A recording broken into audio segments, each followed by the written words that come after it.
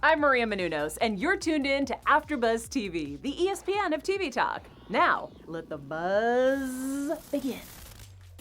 What's up, guys? We're back with another after show for Love and Hip Hop Atlanta, season 9, episode 5, entitled Slippery Slope. And boy, this episode was extremely slippery. I'm your host, Tyra Prude. I am joined with my lovely co-host. To the top right of me is Evan A. Say hey to everyone, girl. Hey. And then under her, we have Elgin. Yo, yo.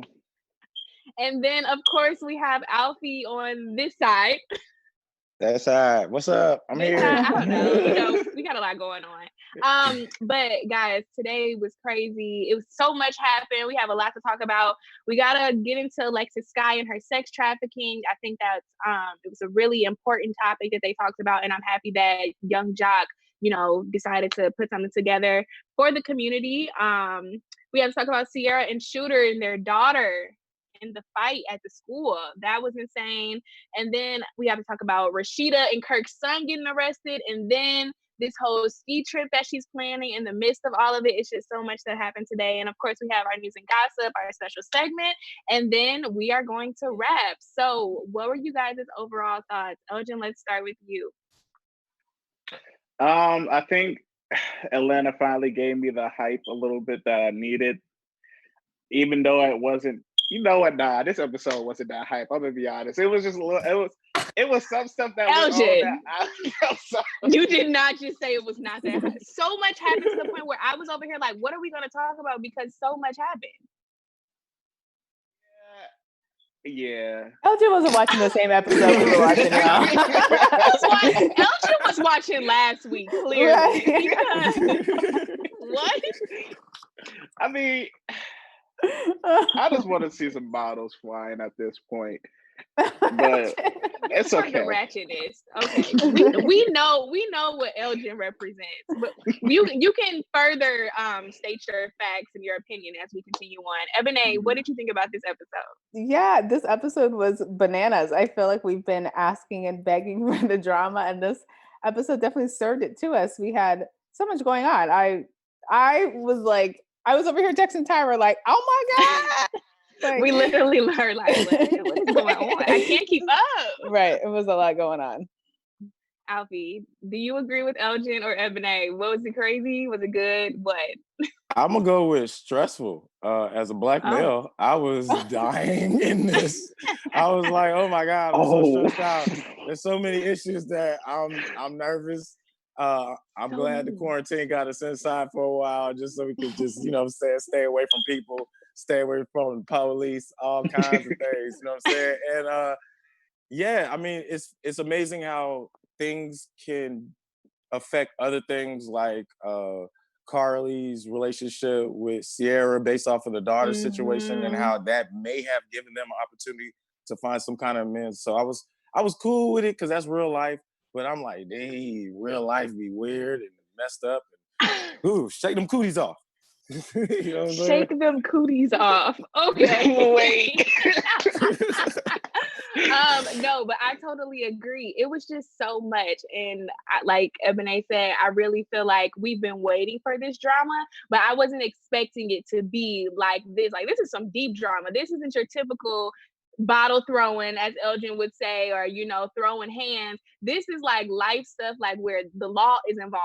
So I am just ready to dive into it. So let's go ahead and first talk about one of the more serious topics of the show, which was Alexis Sky and Young Jock, and how they put together this panel to educate young women in Atlanta about the sex trafficking that's been happening.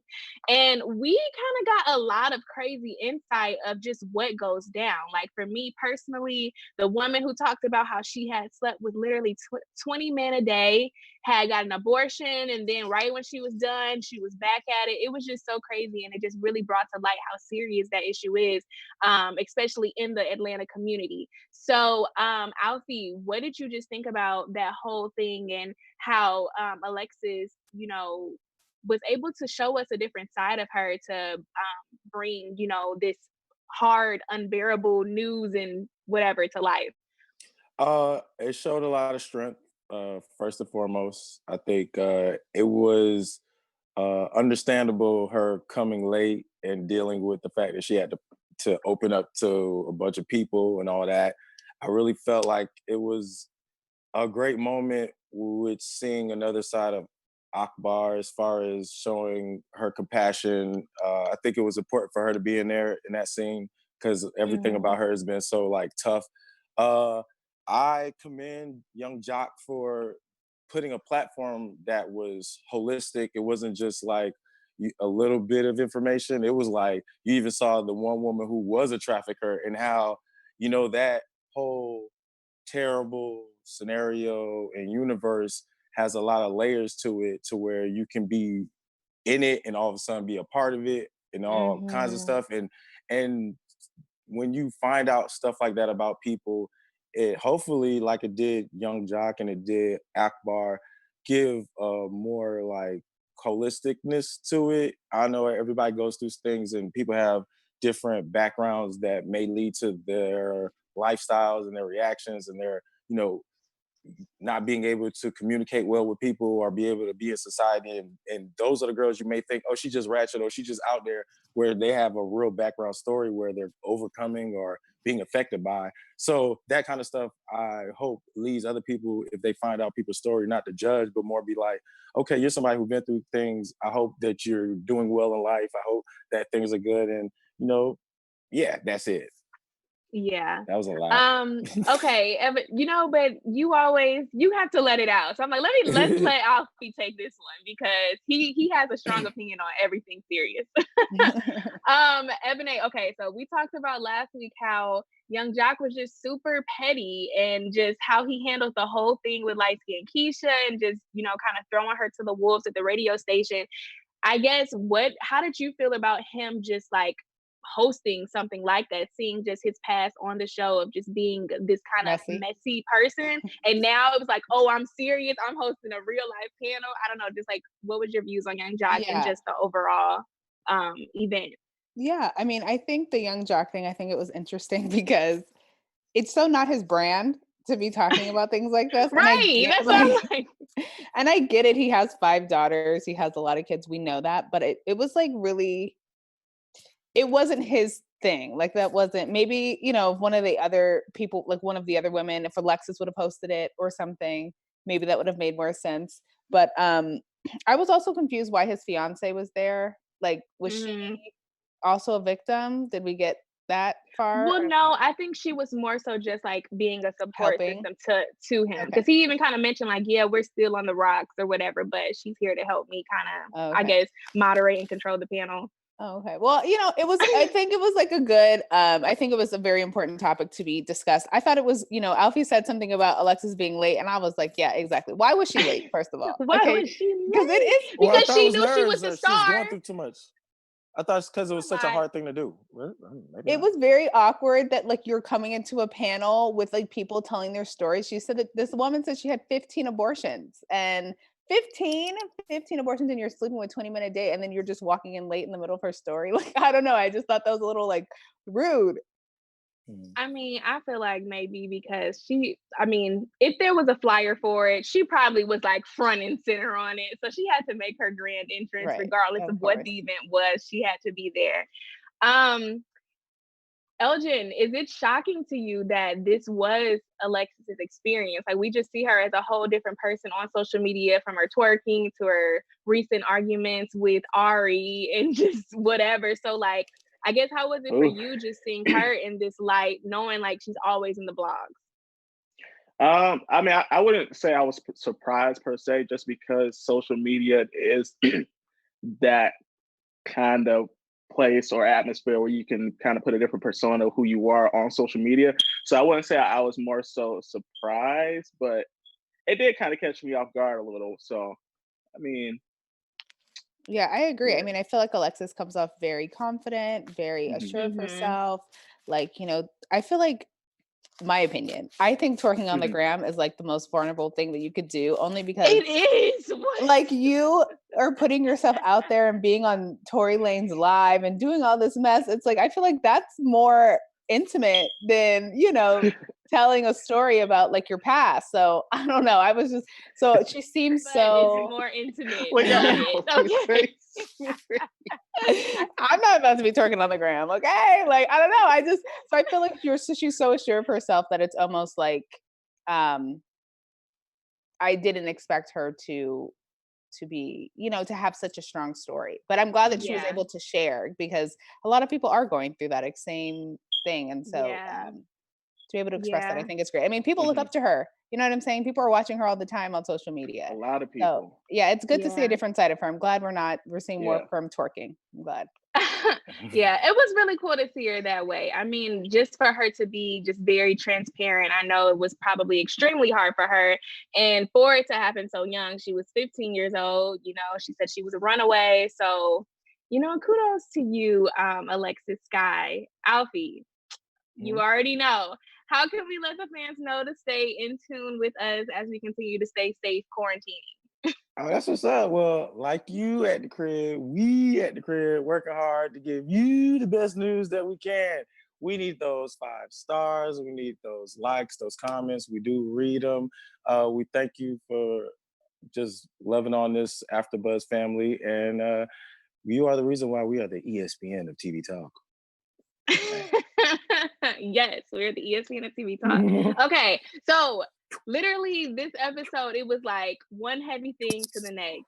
We got to get into Sierra and her whole family issue. Now, we know Sierra has had a hard time. She's been fighting cases and she's finally in the clear. And then, boom, now she got issues at home because of her daughter. First of all, Ebony, what would you do if you found out your daughter was calling you because somebody's mom is getting ready to jump her with their daughter in the bathroom? Right. I mean, I might look cute and innocent, you guys, but I'm trying to tell you. I can look. That's why I asked you. I'm like, Ebony looks like she has it in her. I can see it. Because first when they told the story, I kind of was confused. I thought Sierra was the one that jumped the other girl. So I was like, girl, you just got off the case. Hold up. Why are you getting into a fight again? Lord have mercy. But then when they explained it that it was the other mom, I was like, okay, now that makes sense. And she handled it very well because I know she's going through it like through the legal process, but like the fact, because she was like, I was trying to reason with her. I was trying to talk her down. She lives in my building. And then she's like, the phone dropped, this, that, and the third. I'm surprised she didn't roll up. I'm surprised Shooter didn't roll up. I'm surprised this woman is still walking. What is going on? Shooter could have shot. That's what I'm saying. I am weak. Okay, Alfie, as a man, how do you think Shooter responded to it? Like, what I did respect out of Shooter, I liked how he was very disciplined with it. Like, you could tell Sierra was the mama that was like, we pressing charges, we doing this, but he was more so the disciplinary in the situation. It was like, you see how this can mess up your life. Do you think he took the right approach in doing this, or do you think he too should have been more hands-on or like coming up to the school to help figure out why somebody is putting their hands on his daughter? My honest opinion at the time watching it was that's what you are forced to do as a Black male who's a parent in urban, society, I believe. I think, I don't think his daughter was as innocent as it comes off. She seemed like she wasn't no punk. So I think it was a situation where there were other elements and they already lost a child. So when you lose a child, that already sets a different tone with your other kids. And in the sense of knowing the depths of reality, he's more so concerned about not bearing another child. I don't care what elements or what. It's more of yes, you're a victim, but what part did you play so we can't have this happen again kind of thing. And I think that's maturity. I think that's just realness when it comes to, the hood or, real life scenarios that, when it comes to Kirk's kid, those kind of things, bad things happen to good people, not everybody's perfect. Even he had a juvie record, but it's one of those things where even in this situation, you could tell his daughter must have did something to the girl because she wasn't acting like, oh my God, why they picking on me? She was more like, yeah, I get it, I understand. She definitely did. And her lip was out and pouted. She looked just like Sierra on that couch. Yeah, I was like, she had that like, your and do it again. at this point. Listen. Okay, so Elgin, do you think that she was like sincerely upset about the situation, or Paris was just sitting back like, yep, and I'll do it again. I don't care what y'all's like. It just really seemed like it was going in one ear and out the other. I mean, that whole situation seems kind of convoluted because at the same time, like looking at her in the other scenes and stuff, that just seems like her demeanor. Like she's not really like a hyped or very expressive person. So that could come off as she's not. Yeah.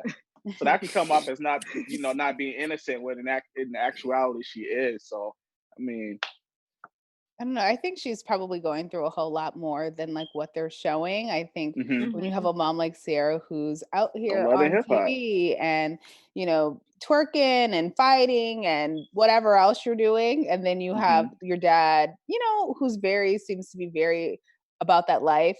I don't know, right? We don't know how much time they spend with her, but like, she seems to be going through, why are you fighting at school?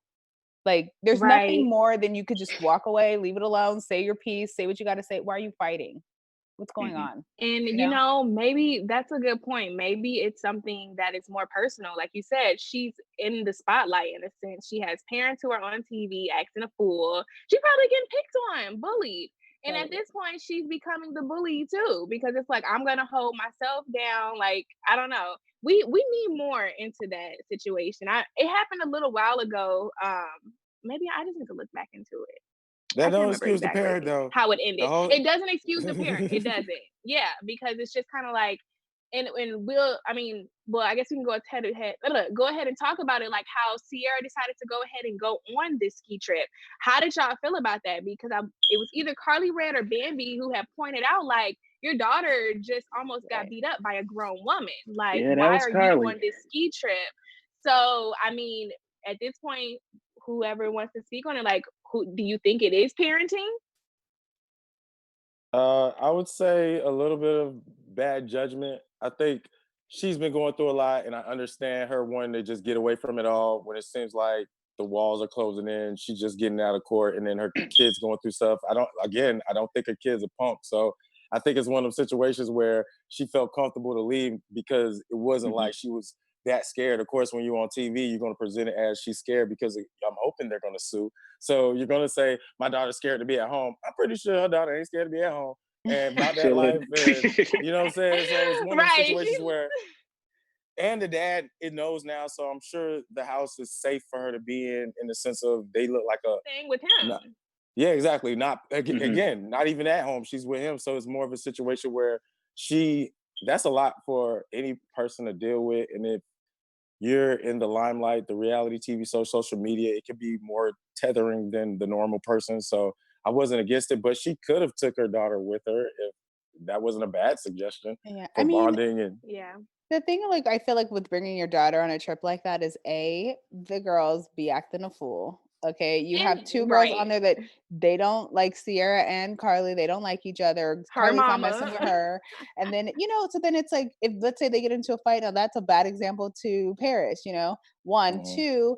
Sierra probably felt comfortable. I feel like you can't judge a parent. Like none of us are parents, so it's hard to really judge what you would do, whatever you have going on in your personal life, whatever, what the timing was, X, Y, and Z, right? I do feel like, I don't know. I feel like who knows? But I think you get a check every time you're on the episode, or like whenever you go on a trip. So I'm sure that was money in your pocket that you're not trying to miss out on either. I'm saying. I mean, it was all about the bands. Period. It is. I mean, what else why are you on there if it ain't about that? Or like promoting your business? What you on here for? I don't know, that's crazy. And I don't know, I just, now that I think about it, even if she did bring her daughter on the trip, she hasn't been the best example, because Carly is still pissed at her for hitting her. So your daughter is at this point, literally, so at this point your daughter is just, she's reacting off of what she sees. So I don't know, y'all in the comments, let us know what y'all think about that whole situation. But we're happy that she is okay in the end, and hopefully this is just a learning lesson for them all, and hopefully she does take it serious and tries to be a bigger person next time and not end up like her other siblings or her parents, for instance. No shade, just saying. So speaking of the ski trip, Rasheeda was the one who coordinated this whole ski trip, and the reason why she couldn't attend was because she also has family issues going on. So it was, first of all, her and Kirk are celebrating their 20 years. And he had this nice little like date for her set up, had her, this balcony, candle lit, all of that. They had waffles because their first date was at the Waffle House. I just gotta ask y'all. I have been seeing in the blogs like last week about this whole situation and how they're saying that Rasheeda was like underage when she met Kurt. Elgin, what do you think? Like, do you think this is like some R. Kelly stuff, or I love Rasheeda. I ain't gonna speak on that. But you're not gonna talk about it.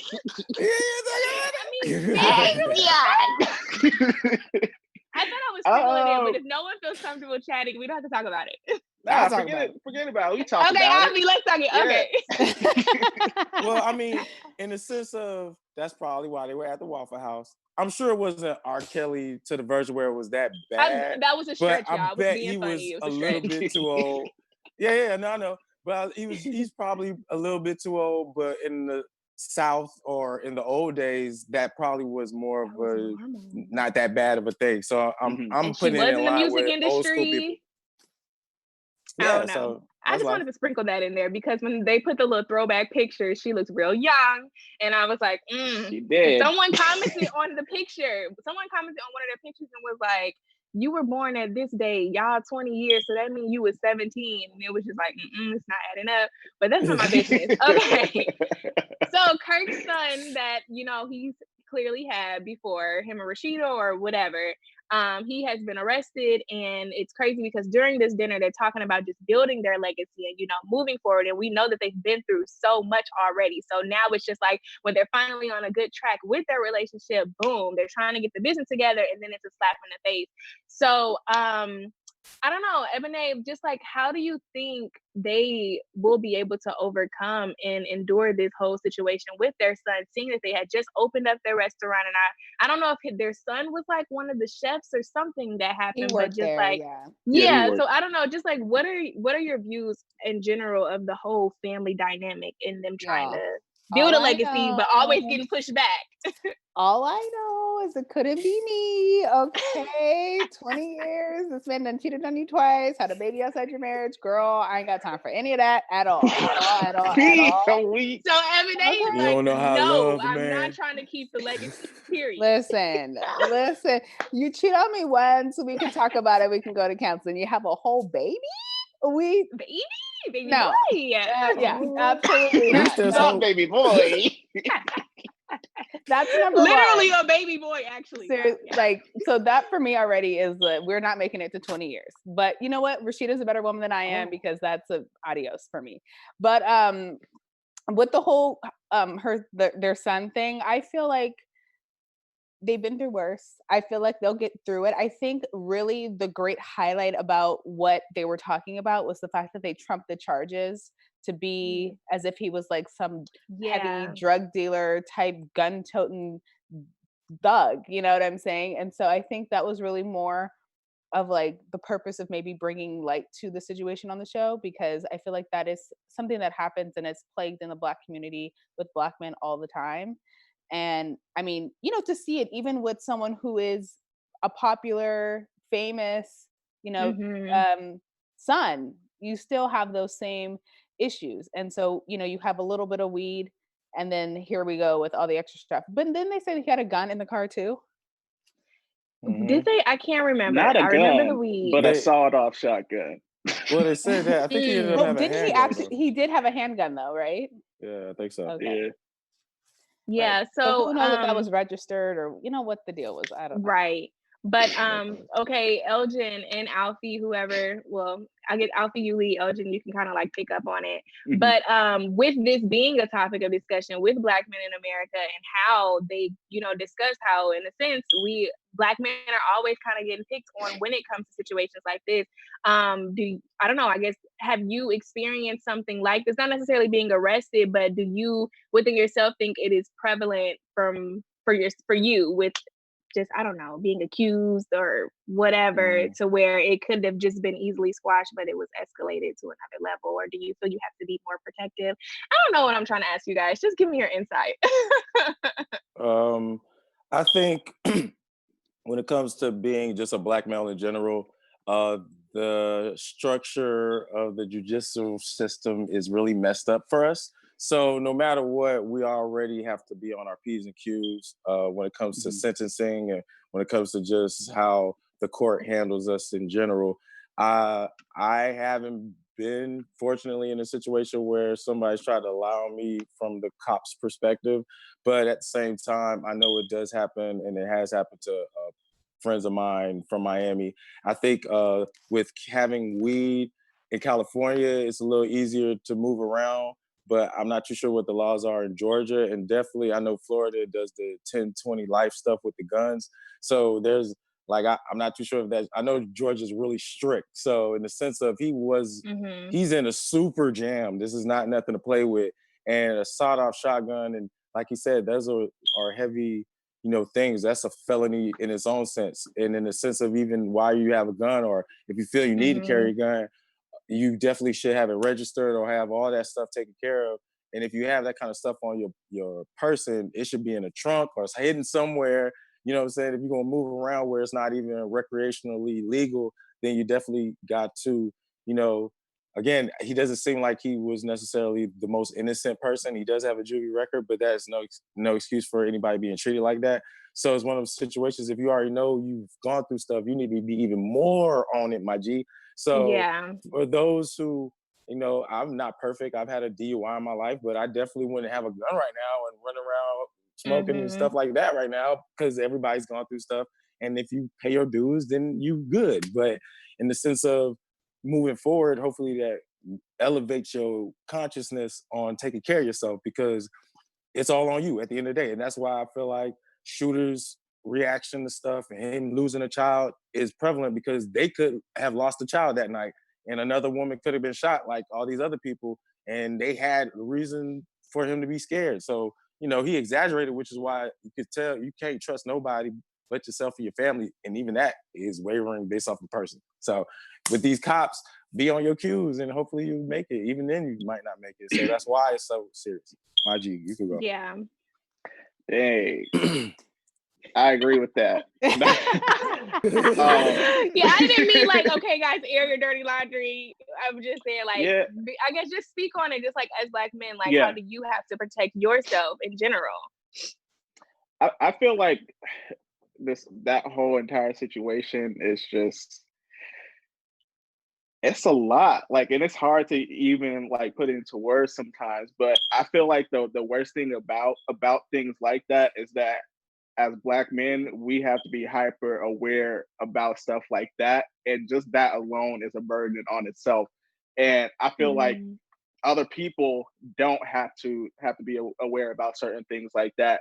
And although I haven't been put in a situation like that, I'm still aware that it could happen at any time. And I feel like some people, use the argument like, oh, this wouldn't happen here, it's California, or like, it's another safe place where they don't do that. But like, you have to be aware that it can happen. Anything can happen anywhere at any time. So I think people should just be hyper aware of that. And also, I think some people feel like they're protected by that too. Like some people like, oh, like just because I'm this skin color, like I'm sophisticated, they're not gonna, do that. Like, it doesn't matter. Like they're gonna see you just as you are, and I think a lot of people have that mindset too. So you just have to be aware, like as a Black person, Black man, especially like in America, about a lot of these things. And that kind of is just like stressful alone. But you gotta do what you do. I mean, I feel like I don't want this like point to be missed, because I feel like someone who doesn't have this experience or isn't living the Black, experience may not understand 100%. And the problem is as to why Black men feel like they have to be so on guard is the fact that we're already looked at as dangerous. So that's, it already puts people in a different mindset. If you're seeing a Black man walk down the street at 10 o'clock at night, your assumption, and is already like, oh my gosh, is he gonna rob me? And maybe it might be subconscious, but like that's how you think. So if that's how you It think, happens. imagine how like cops are thinking or other people are thinking with like highly deadly weapons. You know what I'm saying? So I don't want Yeah. that point to be missed. It's not like, oh, we're just on guard just because. There's reasons. It's as to reasoning why. behind it. Mhm. Years of reasoning. But that good insight, guys. I really like that we were able to, kind of hit on that. And I'm happy that they were able to hit on it. Even though Love and Hip Hop is messy, they do try to fit in some of the stuff that needs to be said. So, unfortunately, it's through them dealing with it, but it could be helpful in a way also, just to educate and just keep people on their toes and alert. But like I said, go ahead if you have something to say. Just this last little tidbit also. In situations like that, please know the law, know your rights, and know what you can and can't do, because that could be the difference between life and death also. So make sure Amen. you know that. Amen. Yes, tidbit. Wow. So Rasheeda did not go because of all of that drama, and they continued on with the ski trip. Y'all, is Bambi pregnant? She's on the bus throwing up. Spice, it was revealed that Spice is not messing with Shekinah, and Carly and Sierra are still kind of butting heads. So I guess why isn't Spice messing with Shekinah? Like, what was the drama? Where was this at? At this point, it sounded like Spice just needed to just spice some stuff up at the moment, because the whole show, like, she hasn't really been prevalent, right? So it was kind of just like her and Shekinah have kind of just been the sprinkles in, and now it's just like, boom, this our storyline, and she just was kind of on the bus. I guess Shekinah said she was pulling up to the ski trip, and Spice was just out of nowhere like, I don't like her. Everybody in the bus like, I just thought I missed the drama and some passive right, like on Instagram or something. Yeah, right. Yeah. So I mean, I guess we'll see kind of more what happens with that next week. But yeah, Bambi, is she pregnant? How did we feel about her thinking, because you can breastfeed, right. you're not pregnant? FNA or whoever wants to take it. No, that was. I mean, I didn't know that either, if I'm being honest. But I feel like she should probably know that more so than. She should have known. She should have known that.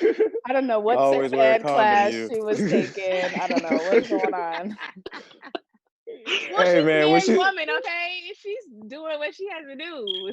Between that and the chicken thing, I'm like, she trying to be Jessica Simpson on this show. She keep it up. She say one more thing that is questionable, I'm gonna give her. Oh my gosh.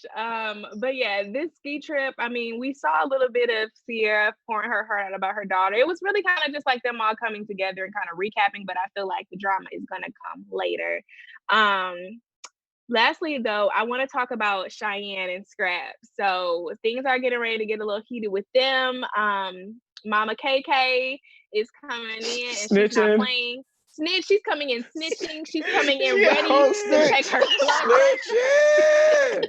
Okay, so this whole scenario with, enlighten me if I missed something, but when did Cheyenne go off on KK? Like, I'm confused. Like, why are That's they about beefing? That bill. Oh, well, about the water bill or the phone bill? Phone bill. Okay, because she didn't pay her or something. Because I felt like they were just like kikiing last weekend, or last week at their event. So I was just so confused. Like, wait, why is there beef? But so how do y'all think Scrap is gonna react to like the news that she is messing with Shooter? I mean, I feel like we kind of already saw a little snip that he was kind of like, "You're supposed to be my bro, like you didn't tell me." But I kind of feel like everyone's grown adults here. So, and I feel like it depends sometimes, and it depends whether or not Scrap is going to decide to just be like, okay, whatever, like this is your decision, do you? But I think that Cheyenne is, she gonna see that he dating somebody else, because KK gonna let that out the bag, and she's gonna see it. So I think she'll end up breaking it off before, you know what I'm saying? Scrap has to get involved, or Scrap. You know what? We'll save that for predictions.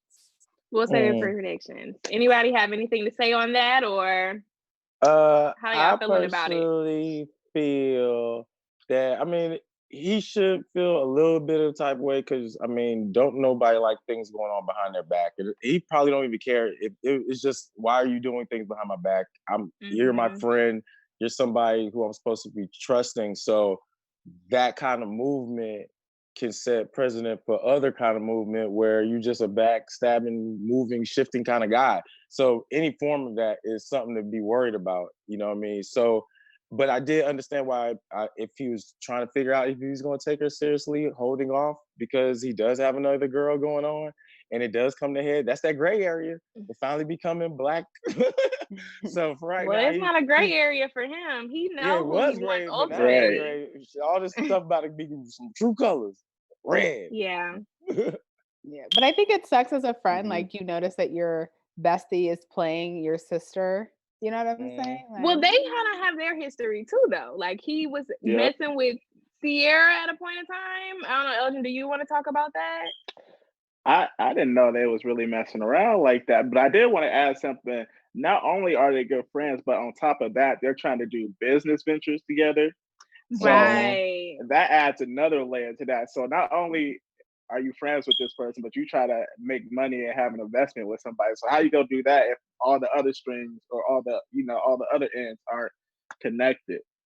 So that just Mhm. seems really it's awkward. I messy. don't think that. Yeah, it's Well, messy. we will see next week. It was a lot to talk about this episode. Yeah. It was a lot going on. Really quick, let's just go ahead and do our special segment. Let's just talk about, who this episode, I guess, what was the spiciest moment of this episode? Because so much happened, or what did you feel strongly about through this episode? Alfie, I see your thinking brain going.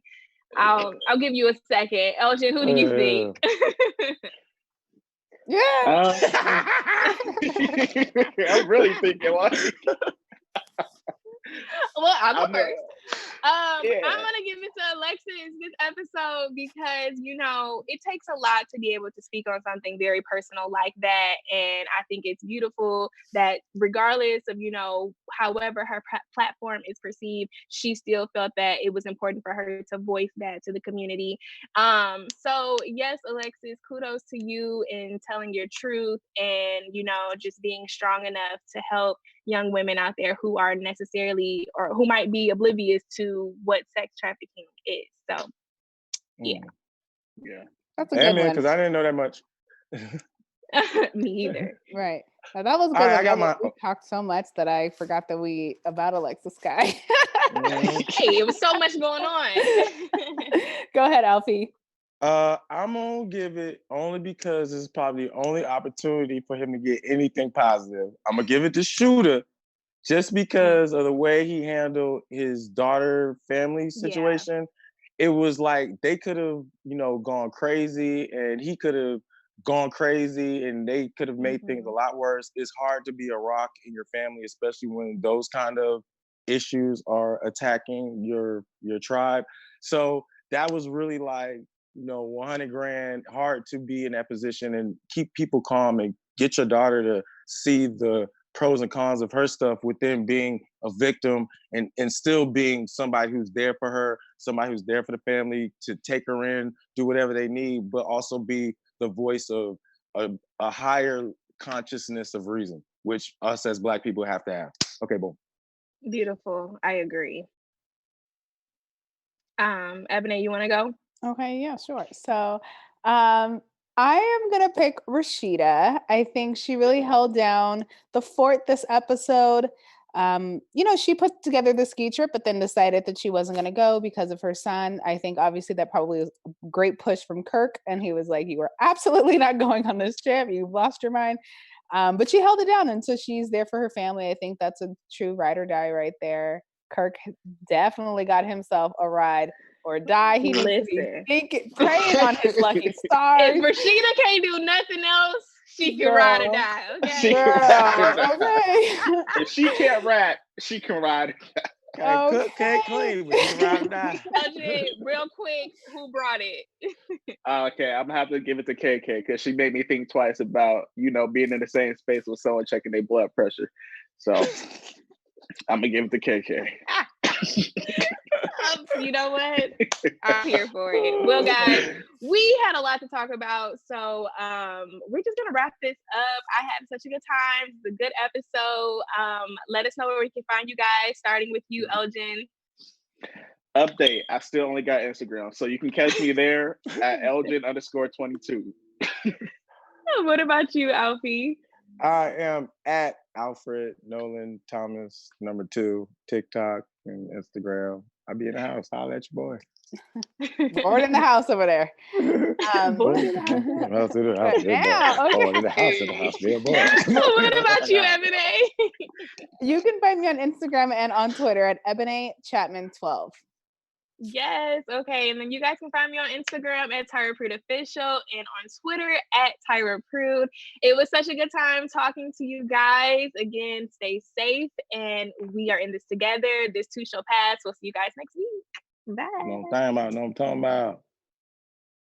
Our founder, Keven Undergaro, and me, Maria Menounos, would like to thank you for tuning in to AfterBuzz TV.